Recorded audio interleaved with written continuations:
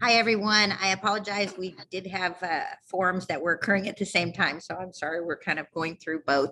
So just a little bit about me. My name is Chantal Eldridge. I'm currently your judge for the 331st District Court. That is a felony criminal court.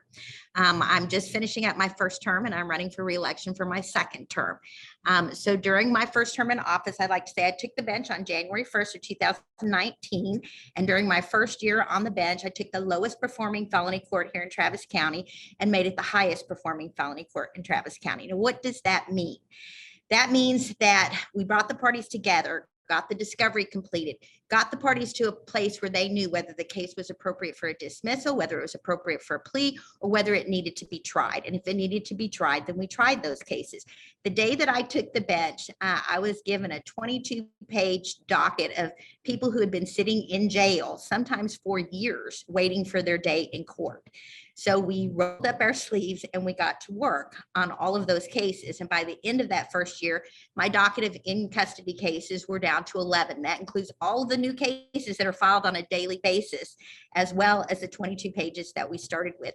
So we had done a tremendous amount of work in that first year. I will tell you the pandemic has caused some issues with that because we haven't been able to try cases like we were able to prior to the pandemic. We keep trying to reopen whenever the stages go down to 4 or 3, and then they keep jumping back up. So I suspect that when we come back from COVID, it's going to be sort of another first year in office relived, where we're going to have to be trying cases and working hard to make sure that people aren't waiting for their day in court. In addition to that, I also was on a committee where we drafted a general order for automatic personal bonds for nonviolent state jail and third-degree felonies. These are people that would have qualified for personal bonds anyway, but it expedited the process so that they were less likely to lose their homes, lose their jobs, or disrupt their family relationships. In my second term, I would like to expand that to include additional nonviolent offenses, as well as to streamline the pretrial bonding issue, the process, because it's a very burdensome process. And sometimes people can be in jail for a week or two. And, you know, a lot of employers can't wait for people to get out of jail to keep their jobs. So we don't want people who have been accused of a crime but not convicted of a crime to come out worse than they were before the accusation occurred. So we have to try to streamline that process. Lastly, as most of you know, I've been an attorney for almost 33 years, but I was a criminal defense attorney for over 25 of those years. And I represented mostly indigent defendants and those with mental health issues. And that's the perspective that I brought to the bench. The reason that that's important is the difference between, a prosecutor's perspective and a defense attorney's perspective. The defense attorney has worked one-on-one with the defendants who come into the criminal justice system. We know what drives people into the criminal justice system and what programs, services, and opportunities they need in order to be rehabilitated. For that reason, I'm a true believer in rehabilitation, and I have the highest number of probationers out of any court. I believe that I can identify who can be successfully rehabilitated, who wants to be rehabilitated, and what they need in order to turn their lives around. And we try very hard to rehabilitate everybody that comes through our court, if possible, while maintaining the safety of our community, because that is also a top priority of our court. So what I'd like to do in my second term is reimagine the drug court. Drug court is a specialty court that is currently handled by the 403rd District Court. Judge Kennedy is retiring. At that point, someone will be replacing them. And I've spoken to both of the candidates, and both of them have agreed to allow me to take over the drug court. Right now, drug court handles, it has the capacity to handle up to 30 people. It handles 3. It currently has 3 people in it. That means it's a fully funded, fully staffed court that's being underutilized. And the reason for that is because it only accepts low-level and first-time offender drug offenders. And most of these people now are being diverted into diversion programs. They're being diverted out of the criminal justice system, and that is an appropriate response for those people. So what we'd like to do is change the criteria for admission to the drug court to higher level offenses that are predominantly substance abuse driven, and provide that backdrop, provide them with that opportunity prior to prison or safe P. So it gives them a great incentive to participate and to be successful in the program. And that's what I'd like to do, or one of the things I'd like to do in my second term.